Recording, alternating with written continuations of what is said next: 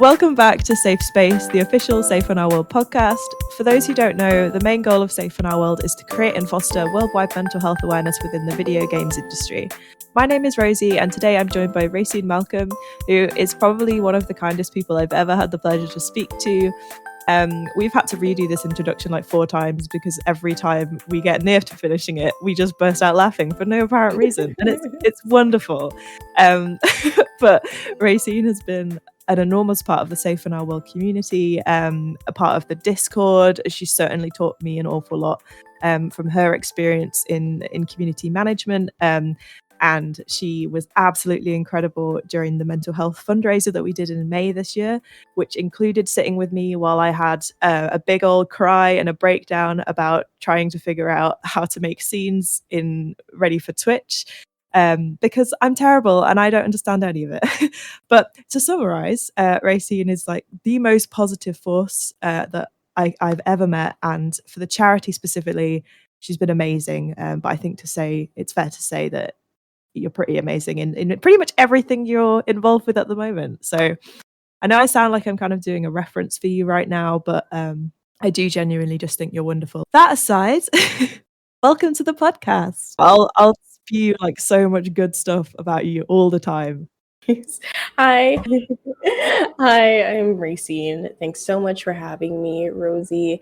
I'm involved in a lot of projects in the gaming space overall. Most of them are, community and diversity, equity, and inclusion-based projects. And even though Rosie is like, spewing all of this positivity, I honestly have to say that Rosie is just being. Like, Rosie is an angel. She talks about how I radiate positivity, but honestly, Rosie is one of the most wholesome and encouraging people I've ever met. Just being around her brightens your day, I can assure you of that. So if you're not around Rosie, get around Rosie. Oh my God, you can't see me, but like, I'm gonna start crying. Stop being so nice to me. Cry, Rosie. Yeah, crying is healthy, but you're gonna have to edit. I can't handle nice things and compliments. Wow, why are you me? I'll call both of We're us literally out. the same person. Honestly, but yeah, thanks for having me as part of the podcast. I'm super excited to get into all things mental health, community, and DI. Like, get this train going, rolling, choo-chooing. Yeah. Absolutely. Your wheeze laugh. It's huh? You did a little bit of a wheeze laugh, and those always get to me. Oh no! Don't make fun of my wheeze laugh. No, it's not. No, I'm not making fun of it. It's cute, but like they just get to me immediately. It's one of those laughs that it's just super contagious. Once somebody starts wheezing, everybody's like, oh my laughing. God, I wheeze all the time, honestly, and it's like it's bad because now that's just become my laugh, like my token laugh, and I don't know what to do about it. Keep it. It's your brand. It's you, Rosie. Let it happen. It's like struggling to breathe whilst finding things funny. I love that. Yeah, at least you're not doing like the wheeze cough laugh. You feel like, the asthmatic laugh. I used to do that. I don't know why. Oh, we're so Amazing. chaotic. No, I really was naive thinking there was going to be a good structure to this podcast, and I know that we're just going to go on tangent upon tangent, and I'm not mad about it. Which is great. It's good for content. I think I think that's one of the reasons why people really love community managers. It's just they're people who are so empathetic, and even though you have a lot of introverted community managers, ironically enough, they're still great at holding a conversation and just making you feel comfortable. And even if that means your podcast is going to be structureless, that's fine. Yeah, I don't mind about it. So, real talk. Tell me about A, your favorite game of all time, and B, your favorite game right now. And if they're the same, just tell me your favorite game. Oh God, that's so hard. I feel like recently I haven't been, gaming, but I've been playing a lot of gentle games like Town Scraper. Is it Town Scraper? If I got that wrong, I hope the devs No, I think that's right. me. Yeah, Town Scraper. I've been playing that recently. Wait, is it Town Scraper or Townscaper? Oh no, it's Townscaper. Yeah, I knew I added an R somewhere. Yes, we're scraping the town. I'm sorry if the developers of Townscaper listen to this and they hear that. Please don't quote me on that. I I'm beg you. gonna clip that specific Don't you dare audio tag and them. send it directly to you. No! But I've been playing Townscaper a bit recently. It's been a super relaxing, game. I think it's one of my favorite games right now. It's kind of gentle, and for some reason, I've been playing Uno a lot on my phone, just during breaks and, when I'm not working. I've just been playing Uno. I don't know what's going on there. I mean, there's Do a you lot find of, Uno relaxing? I don't know. Uno is so 'Cause I toxic. think you'd be the first. Uno is so toxic. Uno is where you lose all your friends. Uno is so toxic. I mean, people think COD is toxic, but have you ever done 4 draw 4s on someone in one Uno game? That's so toxic. Honestly, that's, like, the worst thing you could possibly do to a human being, like That is I don't know what happened for the Uno mobile game, but I got, like, a full deck of just +4s, and I was like, "So I basically win. Is that what you're saying?" yeah, you're about to destroy someone's life, basically. I did, I feel bad, and the +4s kept landing on one person specifically, no one had a reverse. I'm like, "I'm sorry." But yeah, oddly enough, Uno, I don't know why. I mean, I'm going through a transitional phase in my life right now where I'm adjusting a lot of things and building up a lot of things. So I guess I've had a little bit less time for, typical gaming that I would do, like playing open world games and stuff like that, which I find completely relaxing. And kind of exploring the indie scene as well. But I haven't really had much time for that recently. But soon, hopefully within like the next month, I should have more time for that. But if I have to talk about my favorite games of all time right now, I mean, putting favorites up on that pedestal is super hard for me as well because I feel like all of that shifts over time as well. So I've Sure. definitely always been one to recommend Rome, and When the Darkness Comes. Those are two great psychological horror games. I think they're an awesome experience. Especially, I find that Rome is a super interesting way to perceive how someone would necessarily deal with their own death. That's super interesting, or how the afterlife may manifest for someone based on their experiences. I think it's a super cool game. I don't want to give any spoilers, but it's a first person perspective experience. And I think the atmosphere, the architectural visualization, English, everything was just fantastic. The audio and everything. It was developed by a student team. I did reach out to them on Twitter shortly after my fourth or fifth or sixth, seventh time replaying it. And I just let them know it was a great game. I really don't ever get tired of replaying it, and I love introducing people to it. It's just an awesome experience. And then When the Darkness Comes is a game specifically that kind of deals with the experience of a developer and the different things they go through in terms of mental health struggles and through processing that. And it's a lot, and I think it can be heavy if you're really going through stuff right now. If you're having any mental health struggles, and specifically related to certain topics such as depression and certain forms of ideation, I wouldn't necessarily recommend you playing that game. But otherwise, go for it. It's a great experience. You get a lot of insight into mental health from the perspective of a developer, so I think that's super awesome. Those are two games I will always recommend. And then on the more like relaxed side, I would say, there's also Per Aspera by Raw Fury. Thank you for the key, Zeke. I have not stopped playing that since I received it. It's a great game. It's one of those things where, like, even if you don't have time, you can play it and basically, terraform Mars. It's awesome. Don't tell Elon Musk, please. Oh, Don't no, tell your him. secret's safe with me, don't worry. I mean, I'm He sure he probably has already knows. different things to be doing than listening to the podcast, but, if you're listening, this is directly to Elon. Oh no, but yeah, Oh. that's me. What about you? What are you playing right now, Rose? I know you're a fan of wholesome stuff, so. I do love the wholesome stuff. I've also been playing a few, like, mobile games as well, because I find, like, I really resonated with what you were just saying about, like, not really having time to get into a big open world game or a big story game. So I've been playing, like, some solitaire games. There's a game called Flick Solitaire, which I was introduced to by someone out making games, and I adore it. It's just delightful. But then, having said that, I recently discovered that Skyrim has come out on Switch. And Oh? so it's time for me to ruin my life on Skyrim Oh again. no, Rosie. Listen, I'll simply just message you. If I see it on your Discord status at like 5 in the morning, Rosie, we're gonna have We're gonna have to talk, Rosie. You cannot play Skyrim on Switch at 2:45 a.m. It's not healthy. Don't call And you're me out gonna do like it this. you're gonna do it every day, Rosie. It's not like a once a day, like, once every other day thing. If I see it on your status every day at a specific time, we're gonna have to talk. I'm A just gonna chat. be constantly offline, so you never know, and secret. I will sense it, Rosie. Oh I will no, the sense it. Skyrim sense. It's the real Oh. sixth sense. I will sense it, and I will immediately just message you like, Rosie, are you up You want playing Skyrim on Switch right now? Is that what we're doing? go to bed. Get off. I know. Yes, go I be do. healthy. But no, Skyrim is up there. And Animal Crossing, since the update has come back, I've been I heavy back honestly, into Animal this is Crossing. pretty blasphemous. Don't call me out, but I actually have not played Animal Crossing yet.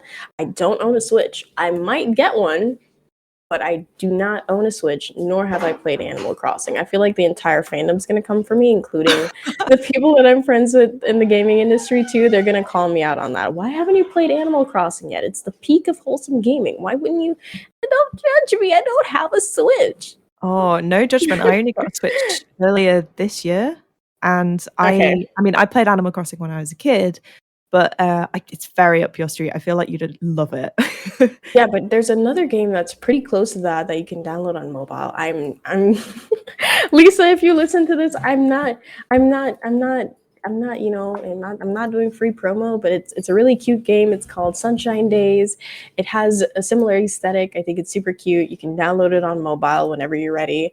It's just so cute. What's it about? I like the sound of it. Oh god, even just the name itself just makes me it just gives me a warm feeling. It's literally the most adorable thing, and the graphics are perfect. So Sunshine Days is essentially, like I said, the premise is similar to, um, Animal Crossing, but you can kind of take ownership of a new home in Sunshine Days. Like you move into a new town, the house is suspiciously cheap. I think the house was actually free. I believe I would need to check back on that. I haven't replayed the intro in a while. I've just been doing tasks, a lot of quests. Don't judge me. But I think it's super cute. The graphics are great. It's a relaxing game, so you don't really feel any pressure. The graphics are super easy on the eyes, and they also have they also have ways to kind of identify yourself in a more gender neutral way. So I really like the fact that they have like diverse way of identifying yourself as a player in the game, so you never really feel left out. I Like love they have that. gender neutral options, and even designing your character, you can have like a really neutral appearance, or if you're more femme identifying or mask identifying, you could do that. Or if you don't really feel like identifying with anything, you can also do that. I really like how diverse the game is, and I know they were looking for diversity consultants at one point, so they're really serious about creating inclusive games. Like they're NetSpeak as a company, they're super serious about that, and it's totally reflected through their communities, through the games they make. Sunshine Days is super cute. Props to Lisa because she built up this adorable community. I know she's gonna probably say, "Oh, Racine, without you and the support of others, I wouldn't be able to build up the." I will pinch her little cheeks. Lisa, you did that all on your own. You're an amazing community manager, and I adore you. Okay. I love that. I feel like it's such an easy thing for people to be able to do as well, like within games, is just to offer at least a larger spectrum of options for people during character creation. Because, like, there are a lot of games that definitely have the budget to do so. Yeah, and they're I understand that a lot of games or a lot of studios are now getting into really understanding what diversity, equity, and inclusion means, and how this can manifest in their companies, and how to be more considerate of not only their player base, but even internally with the people that they hire. How are they retaining their employees? How are they engaging with freelancers? Do you have language that is considerate of everyone, rate in terms of ethnicity, race, um, ability, etc. Right? How do you create a well-rounded, diverse, and equitable company, whether that's through the games you make or the way you operate your company, etc. Like a lot of companies are now kind of coming into understanding that and really valuing the importance of having a truly diverse company. Like you can always hire a DEI person, but obviously it goes beyond them. They're there to help with facilitating certain things that start at leadership and then span out from there. So you can always hire a DEI person, but then are you actually going to listen to them? Are you going to actively improve on what you're doing? So seeing companies like NetSpeak and other companies that are coming up and really integrating DEI within what they're doing, that's awesome, honestly. And I have to give props to companies that I see doing that. Yeah, I think it's important as well to be able to showcase best practice and show other companies what is possible, because I do think a lot of companies will hire a DEI person and then think that that's job done and they fix diversity, which obviously isn't the case. But I guess so. Do you think you've seen an improvement over the time that you've worked in community management and DEI as a freelancer with companies? Yes and no. I've seen a lot more interest in DIB, but not necessarily um, strides towards it. Like I see a lot more companies that, adapting to the current climate, as they would call it, but only a few companies so far I've seen have really pushed behind their diversity initiatives. I know DEI is basically a lot of people are dealing with it like it's a trending term now, just like how community popped up as a trending term. And it's kind of sad to see that as well. It's good that it's getting the attention that it needs, but then is it getting the action that it needs, right? So it's kind of a Mhm. yes and no, where you see a lot of attention being put towards it, and you see some companies putting a lot of effort towards it, but then you have a lot of people who are also labeling themselves as champions of diversity just for social points, and it's super tiring to continuously see people like that enter the space, because it's dangerous, and it's unhealthy to really encourage people like that to be present within DI circles. But what can you do? People are looking for ways to put themselves out there and really identify with the social climate, and I understand, but not really. Yeah, no, it's really tricky, So especially if it's you yes see and no. someone advocating for that sort of thing where you know that their actions have gone against that.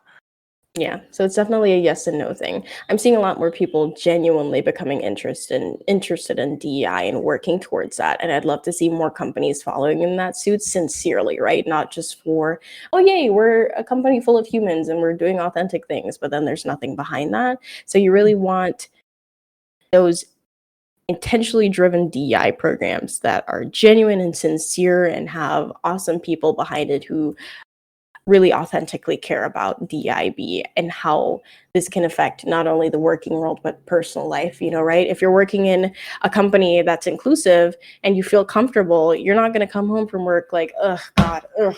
Like you're not going to feel a certain level of burden that you might if you're working with a company that doesn't have a healthy environment, right? So it's super crucial that those things become the forefront of a lot of companies and in a really authentic way. Yeah, no, I totally agree. And Sarah and I have been doing some work on this recently with a lot of students who are looking to enter the games industry for the first time. And I really want it to evolve into a place where companies are competing against each other almost in a friendly sort of way, to be able to be more that what they can offer to their new employees is more inclusive. They can offer more support, mental health. Um, they actually are proving themselves rather than what Just am I trying to saying and say? not Like, doing. yeah, yeah, Yeah, there's an exactly. And action they're behind it. really, yeah, exactly. And they're showing that they're taking it seriously and that they actually have things in place instead of just slapping on a line to say that they're really diverse and inclusive and Yeah, have nothing to back that up. right? You'll see a lot of companies posting statistics of, their variety of ratios in terms of ethnic diversity, diversity of age, and all of those things. And then you see all of that, and you're like, okay, so you're hiring a lot of people from diverse groups. But what are you doing to support them within their roles? Of pathways for promotion or retention. How do you make them feel like they're actually growing and appreciated and understood, right? A lot of companies that I've seen talk about DEI can be quite, all show, no do, if that makes sense. Yep. So it would be really great to see I mean, same level of show if you want, but more do. Yeah, I agree. And having that diversity across the whole board of all seniorities, because Yeah, that's often it super is not the important, case. right? And yeah, A lot of people are what I've noticed in terms of kind of taking it from the recruiter's perspective as well. Um, I've seen a lot of people hiring diversely for a lot of entry level roles and a lot of like low seniority roles. I would love to see more diversity within senior roles and directorial roles. Right? I'm lucky to be in the position where I am, where I can say I'm occupying two roles at a director level as a Black, non-American individual who, identifies in a way that might not be necessarily gender non-conforming. I really, you really don't see that often. And I think it'd be great to see more people in leadership roles of, hitting all of those spectrums or across a broader range of, backgrounds. It'd be awesome, right? I can't remember where I was reading this, but I had seen some statistics somewhere about and this is exclusive to America. I don't really, unfortunately, I didn't have international statistics for this, or on that scale. I did have a few, but mainly like South American. But pertaining to America specifically, there were some statistics regarding like the presence of Black women in leadership positions in the US as opposed to their white counterparts or their Asian counterparts or Pacific Islander counterparts. And the statistics were honestly jarring when you really see not only the wage disparity between the same group of marginalized individuals based on gender identity, right? But also how ethnicity and race sort of play into that. So it's super interesting to see all of these things play out.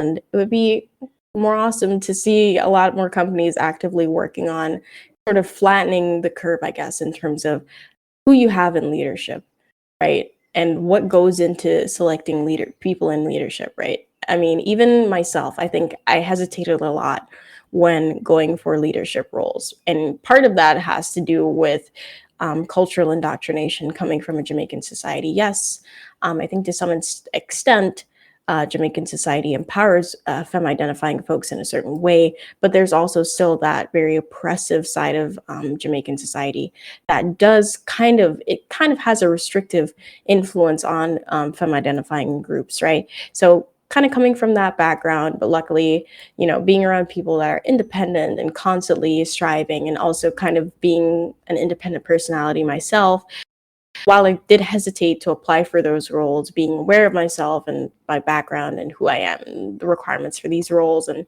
doing research into, because I do that a lot. I'm rambling right now, but I do that a lot whenever I'm going to apply for a company. I look into the background. I look at who's there, who's in leadership, right? Like, how am I going to fit into this? So I do a lot of that, and just being aware of that, and then still applying and going on. There's a lot more anxiety than I would like. I think there are a lot more ways to make these processes more inviting for people like me and people who aren't like me, which is what diversity is, really kind of understanding differences and how we can encourage that within these spaces, whether it's personally or work or anything. All of that to say, yay, be more inclusive. That was a yeah. long-winded rant, and I changed points like 5 times. No, but it was really valuable, and I agree with everything you're saying because it come from such a different sort of perspective than what I would usually see, and I think that's so important because it must be so difficult to look at a company that maybe you want to get involved with and be unfamiliar with them first of all, but then have to try and do all of this background research to make sure that it's even a place that could be considered safe for you to go to, you know? Was that a So pun, Rosie? oh my god, no, but thank you. Rosie, was that a pun? Yeah, but definitely, all rambles aside, it can be challenging occasionally to find companies where you will feel comfortable. There needs to be, for me, I usually have a few marks that I use to show if a company might be good to place myself in, whether that's the way they treat me during the initial screening call, the language that they use, their team structure, and how things are handled. Like with Mothership, one of the companies I'm working with, the majority of leadership right now is femme identifying, right? So that's awesome, and the CEO is a woman. Um, So kind of seeing that, and then we're slowly becoming more diverse in terms of our core team. So, seeing things like that and how willing people are to be inclusive and to diversify their team, not only in terms of race, because I know a lot of people focus heavily on race and ethnicity as a point of diversity within companies, but you also have other things like I mentioned: diversity of age, diversity of ability, diversity of other points of background, right? Because you can identify as so many different things in this life, or you can identify with, so many different things in this life. So having companies sort of understand that and how diverse one person truly is and how diverse every person they engage with truly is, it's super crucial. So those are some things that I tend to focus on a lot when engaging with companies. Every check mark, but just knowing that they're open to it and they're willing to empathize and they're willing to, be open about certain things. I think it's good. Yeah, I agree. I think, and also being open to learning and knowing that you don't know everything and that things, Yeah. because I think that's a really easy hole to fall into, is that you get advice from one person and you're like, right, okay, that's it now. I don't need to know anymore. It's like everything is always changing. There is always more to learn, and you lose nothing from doing that. So, but to kind of segue a little bit into the more community manager side of things, um, I guess what kind of made you make the move into working around communities more? Yeah.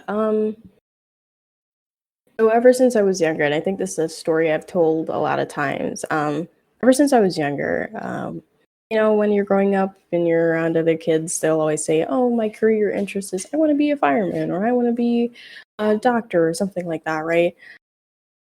You know, I don't even know how I knew to pronounce it at 5, but I basically said that I wanted to be a philanthropist. And when you're around other 5-year-olds, they're like, what is that?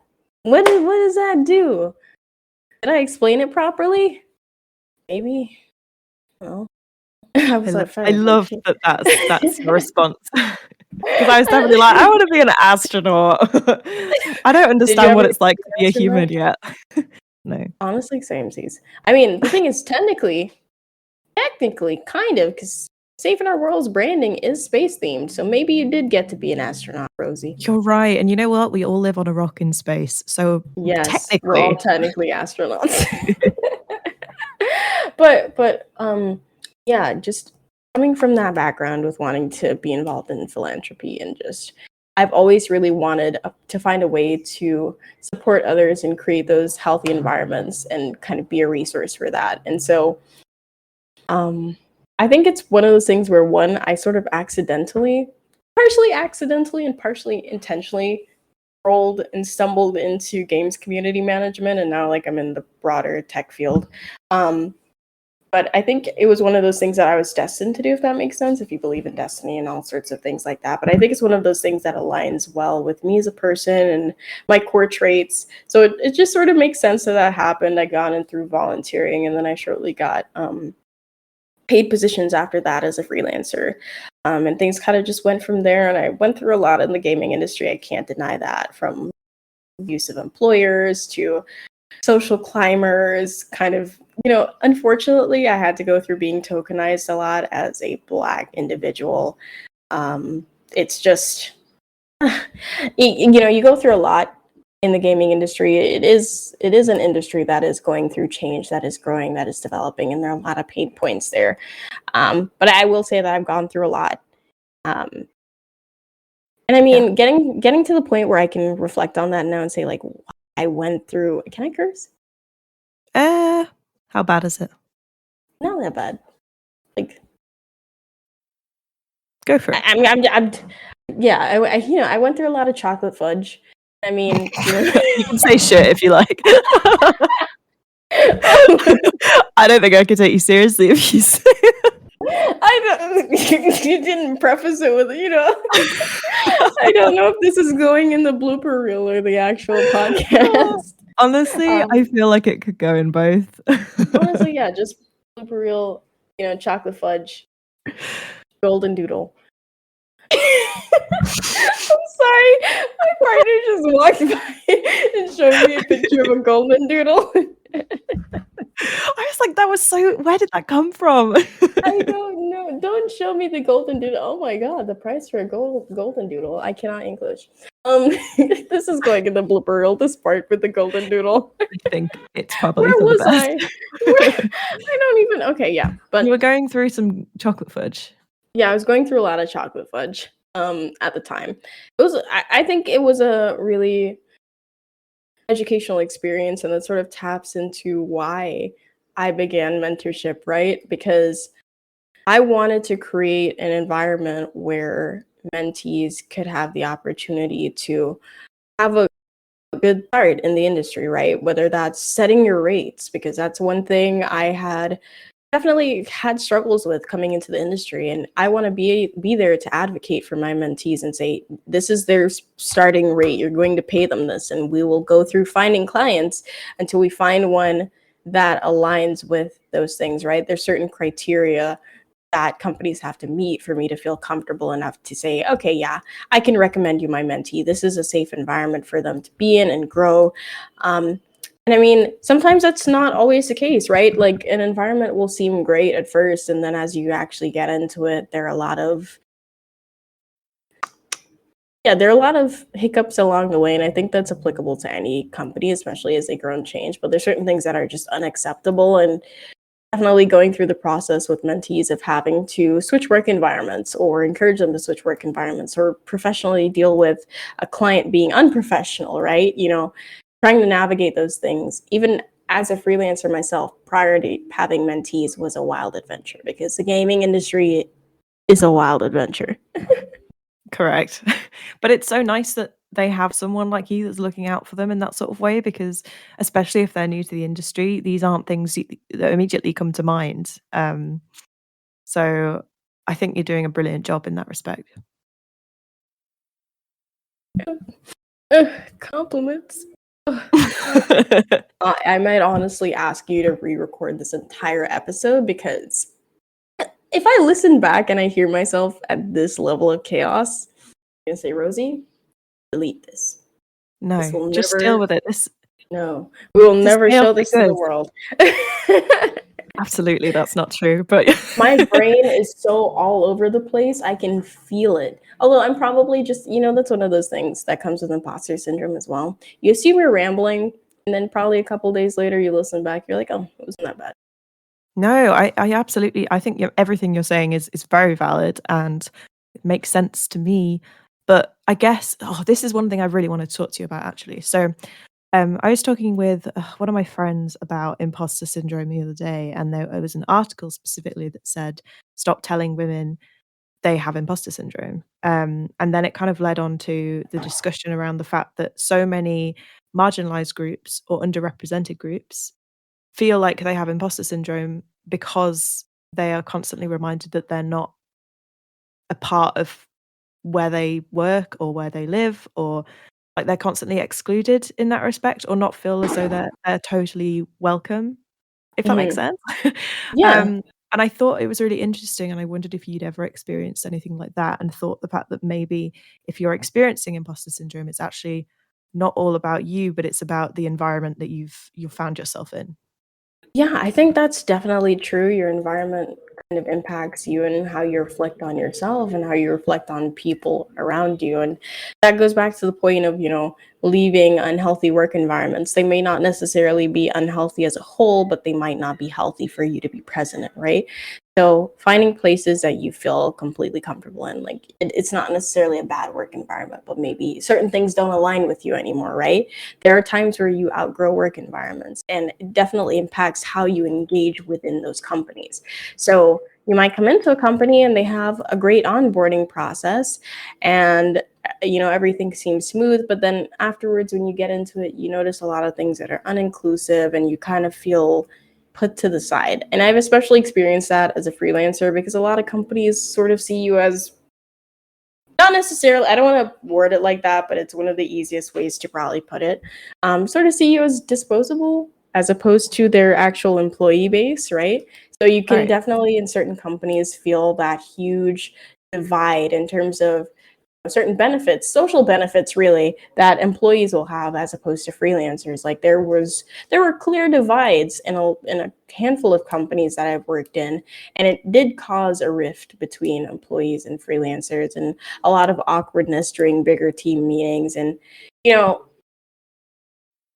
I think a lot of that can in the long term contribute to certain perceptions of self, and have a certain impact on self-worth because you're constantly feeling like the outsider, right? And so it makes you question, oh, why don't I have these privileges within the company? Is it because I'm not skilled enough?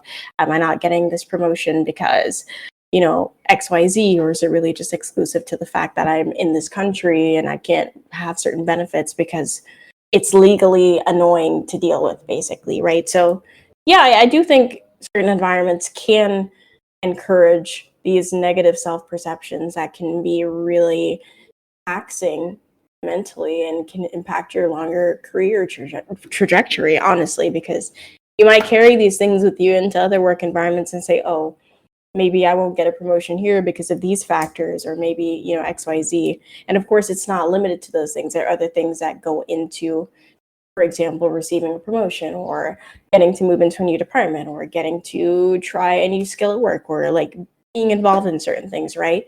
But the way a lot of companies handle that sometimes is not conducive to creating collaborative and healthy work environments. And it can be very exclusionary and cause issues like imposter syndrome to pop up as a concern.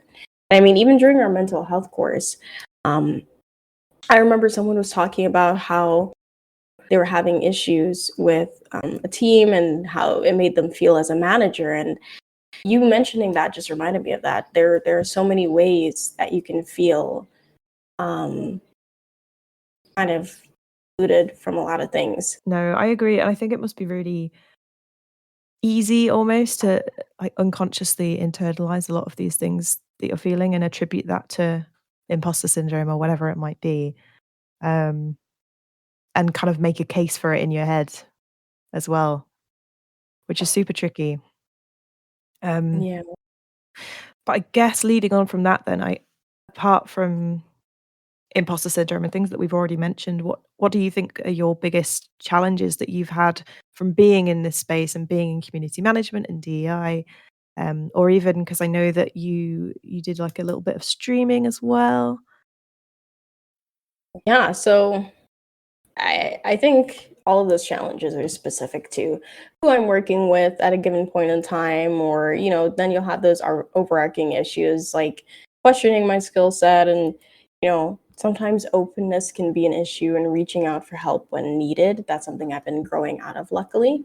Where it's a thing that sometimes it's hard to say I'm struggling right now. I'm tired. I'm used to being an overperformer, right? So it's one of those things where sometimes that I get ahead of myself, where it's like, I can do this, and I keep doing it. And by the time I finish everything, I'm completely busted and kind of trying to openly say, hey, I need help, right? It can sometimes be really challenging. So I think that's been one of my greatest concerns. I think it's always tricky as well because I think you're so emotionally invested in a lot of the things that you're working on that you find it hard to and like please tell me if I'm just speaking for you and this is not the case, but I just get the feeling that because you're so passionate about what you do, it's and I know it's the case for me, it's a lot harder to say no to things or to stop working because you genuinely enjoy what you're doing most of the time. Yeah, and that's the thing. You can genuinely enjoy doing something, but if you continue to have those unhealthy workflows in place, or workflows that may not necessarily be sustainable long term, something that you once enjoyed can actually quickly become unenjoyable. And then that's obviously going to cause some form of cognitive dissonance. And you're going to feel like, is this not what I meant to do? Why am I feeling like this about it? When you really just need to step back and pace yourself, right? Mhm. Yeah, absolutely. I think a lot of community managers and directors can relate on that. I'm sorry. I think, especially community managers in a space where there's always more to do, like, that it's very hard to switch off, especially if you work in social media, like, it's so easy to just check. something real quick and then Yeah, check just doing something real work. quick, and then you end up looking through about 5 hours worth of work. Not like I'm speaking from experience. So. Oh my god, who would do that?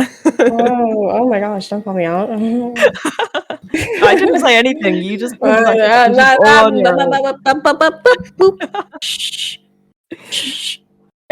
All right. Okay. So, okay, we'll swing back to the games then. So we've talked a little bit about that you have your favorite games, and they're generally some pretty wholesome, and others are psychological. And I guess my question to you would be, what has been your personal relationship with games and mental health together in your own life? Yeah, I guess I mean, my taste probably called me out.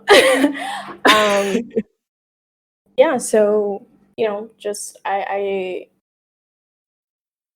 I find that I tend to resonate with games that focus a lot on the psychological aspect of simply being human, whether this manifests in like a fantasy kind of way or something to do with realism or just any genre specifically.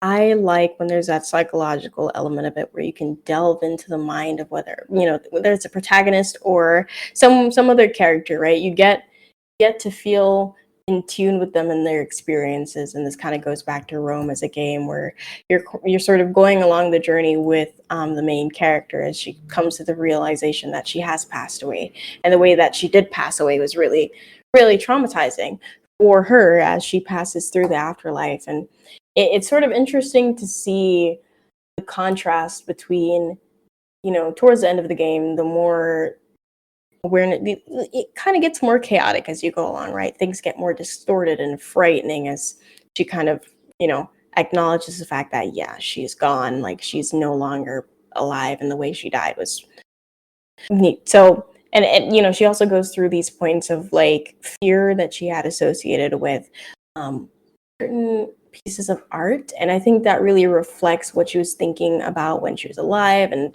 the way she prioritized certain things. Like interpretation is subjective, but I personally like games where I can go along journeys like that and really experience what they're experiencing, because the first time I played Rome, it really the character's experience really hit me a lot when I really realized what was happening. Every time after that, it feels like I'm getting a deeper and deeper insight into the different ways one can actually interpret Mm. this experience, right? So you get to go through the pain and the happiness of the memories, and then like the fear coming with that next step. And I think that's not just exclusive to matters dealing with the afterlife, if that's something you believe in, but like just that particular moment where she has to step in and say, okay, yeah, I'm ready, I can do this. We've had a lot of moments like that in life, right? Where you kind of just you're delving into the unknown. You don't know what's going to happen. You just throw yourself at it, right? So even though this was specifically related to that topic, I think it was still a great way to have greater understanding of things that you'll experience even in your waking life, right? So finding games like that where you know you have that element of understanding and empathy explored in the game, I think those are super crucial for me, um, especially coming from a cultural background where emotional expression and understanding is repressed. And so there are a lot of unhealthy coping mechanisms that come from living within Jamaican society. Um, and so kind of being able to have an outlet for a lot of these things and being able to sort of see it manifested in that way, I think it helps a lot, because you find a lot more things that you resonate with, and you get to see these differing perspectives and understandings that can be really enriching for you long term. And of course, I have my own mental health struggles with dysthymia and PTSD and things like that. So those gaming experiences that align with things like that, it really gives me more insight into myself in a way that can be new, in a way that can be familiar, in a way that can be unique, whatever it is. I just find it really enlightening, and I'm super appreciative of experiences like that. They mean a lot to me. And even when I had relaunched my Twitch channel, I'd gotten a lot of recommendations for games that deal with mental health and family issues and things like that, things that I can resonate with a lot. So games are intrinsic to my mental health journey as of the last few years, and it's been crucial as a way of better understanding myself. I love that because I think it's really having powerful stories and narratives is a massive thing for me as well when I play games because I have to feel connected to either the character, the protagonist, or some character within the game to really feel that. And especially when you see something that maybe you haven't quite dealt with or haven't quite processed yet, it can be like a kind of, again, pardon the pun, but like a safe place to be able Wow. to explore that Wow. in your own Wow. time. It's like a little sandbox. Wow. Sorry. No, I'm sorry. Every time you say safe, my brain is just like, don't do it, Raccine. You know better. You know better. Don't do it.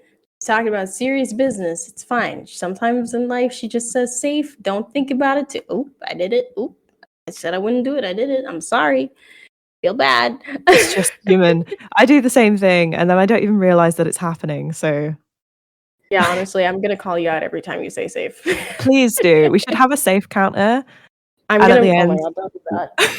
I we'll will figure literally make it right now. out. Oh no! Should we have like a standing or like a chart, a little graph to show how many times they say I will make that graph right now. it? Oh, Oh, I can't help it. I think it's just too intertwined into your branding. It's I think you're probably right. I get it, Rose. I mean, I'm gonna say it at least once an episode because I have to say welcome back to Safe Space. The official Safe in Our World podcast. Oh my god, the word sounds wrong now. I don't think I can say it anymore. Oh, no. I'm exiting the building. I am leaving this podcast episode right now. Nobody look for me. I'm leaving. Can you hear? Oh my god, you can't even hear the door opening. The noise cancellation. Yeah, it doesn't sound like you're moving at all. Wow. Wow.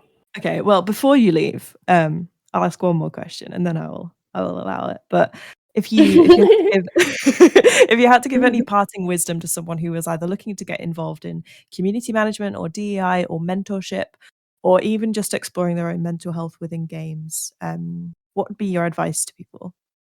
I feel like there's a lot of advice across the board that can be given from so many different people. I think one of the best things is form genuine connections, right?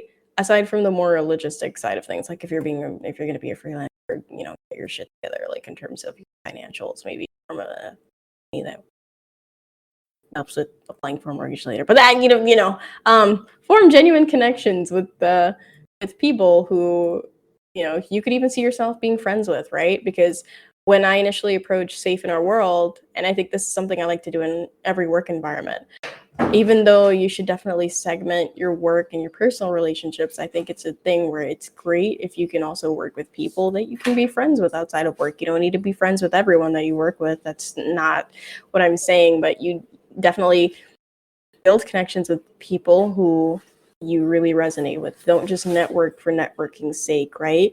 Build those long-term relationships that you actually feel fulfilled in, and the other person can feel fulfilled in. Yeah, I agree. If you've got an authentic relationship with someone that you work with, it's just a benefit, if anything. Like, it's great. I love working with people who I really do resonate with in terms of values, but also if we just our personalities get on. It's like amazing. I can't wait to keep working with this person.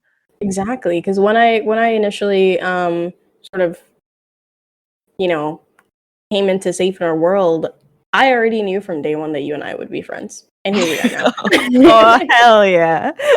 Right? I literally cannot stop saying positive things about you. Whenever anyone asks about Safe in Our World, and even when I'm in the middle of venting, I literally just spew positive stuff about Safe in Our World. Literally, Oh, the name of the thank you. charity, everyone that works here, it radiates safety and comfort. So definitely living up to the company name. Oh. Don't cry, Rosie. I'm not No, there to give you a blanket. oh, I Right now. know. Wait, why did I give you a blanket if you're crying? I mean, blanket, Comfort Rosie blanket. burrito. Yeah, Rosie burrito and maybe a handkerchief for whenever you do cry. Yeah, exactly. But no, I really appreciate that. It's always so nice to hear, and that's exactly the vibe that we want to give off. What is not a vibe was the fact that Twitter.com dragged me the other day because I made a terrible, terrible, terrible joke. If anyone remembers Squat Bay, I had done a photo shoot the other day, and pretty much one of the poses I did, I had my hands kind of above my knees. Yeah, and so I posted it. I tagged Squat Bay, and I was like, close enough, and she dragged me. Wait, did she? What did she say? It wasn't bad. She was like, what did she say? Close enough to what, ma'am? And then her community just hopped on me. Luckily, it wasn't actually bullying. They were just like, you know how sometimes Twitter like playfully drags people. Oh, of course. pretty much, I got roasted, as I should have, because what was I doing? I was just trying to be humorous. I thought she would have. I thought it would have been a little bit more humorous. I think it worked out in the best possible way that it could have done. Honestly, yeah, I'm just glad I didn't actually get dragged, like actual dragging. That would have been a different story. It was all in good faith. Yes, I had to make sure I ended the podcast with at least one funny story, honestly, and that was probably the funniest thing that happened to me. Aside from me, I feel like I have a lot of. I could make a whole episode on embarrassing things that I've done. Should this just be a mini series now? God, honestly, we could do like a mini series, Safe in Our World, but bloopers, and the bloopers are like everything. Do you know the amount of times I tripped while walking yesterday? I nearly face planted while just walking on the street with my partner. Let me tell you what, that reminds me of when I was playing VR. I was playing in my VR headset, and I was supposed to sit back down, and my chair was behind me, and it was one of those rolling chairs. I missed it by 1 centimeter. You just see my character fall through the map, and you hear the sound of me just. Oh God, my back. Oh no.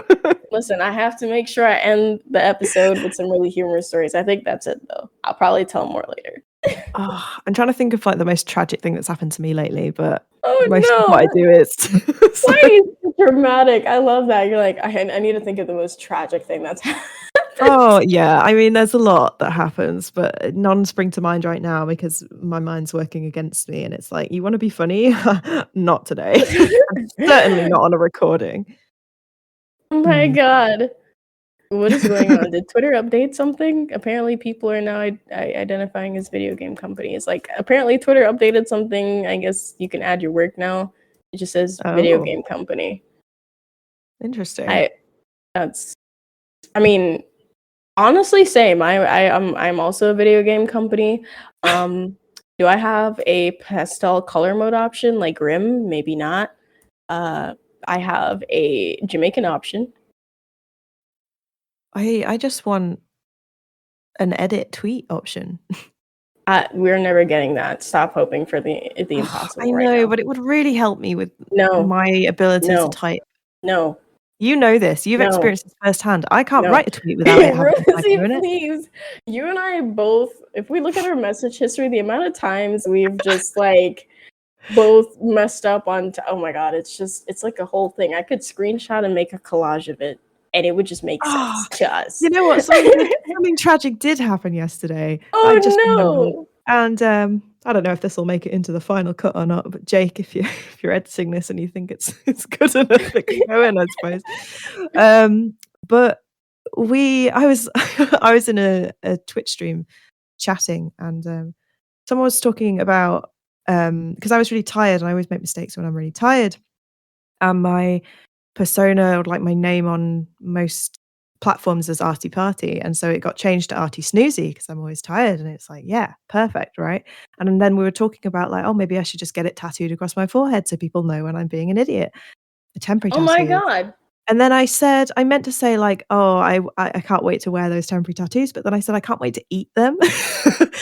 And then I didn't notice for like 5 minutes, and no one responded to me, and it was just really embarrassing because no one like acknowledged the fact that I just said something that made no sense and was a bit weird. And I was just like, I felt so betrayed by everyone in that chat who could have just like, deleted the message, ban me from talking, like anything, just I to would make have me look less of an idiot. simply just Discord disconnection sound. Or like Microsoft Windows shut down. Yes. Wait, where's my soundboard? I feel like this is a really good way to end the podcast. If we keep talking, it's going to be a 2-hour podcast and people are going to wonder what happened. How did we get here? Yeah. And then they just listen to the 2 hours and be like, that's how we got here. We just let them keep talking. This is why we need a better mediator than me, because I'm terrible and we'll just keep going. No, you're perfectly fine. But okay, no, we will wrap it up. But I think it's been, I've had a really nice time. So thanks for coming on. It's always a pleasure to talk to you. I swear, this whole conversation was an energy boost. Thank you so much for coming on. Honestly, it's been a blast. And for those listening, I hope that this episode has been educational in some way or helpful in some way. If you are struggling, please know that you're not alone. There is a lot of support out there for you if you need it. And if you're looking for somewhere to start, please do visit our website at safeinourworld.org to find a list of global helplines, as well as a lot of information about different feelings and symptoms and all sorts of bits and bobs. So thanks for tuning in. Oh, and one more thing. Yes, I have one more thing. That was a great outro, Rosie. And you know what I think personally? I think you deserve a standing ovation for that. That was a great closing. Honestly, 10 out of 10. Would love to hear that again. You should do that again, although maybe not right now because we're still recording it. But, just...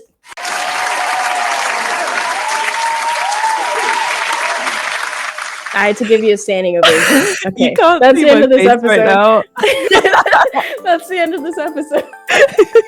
Bye, everyone. Everyone scramble. Everyone scramble.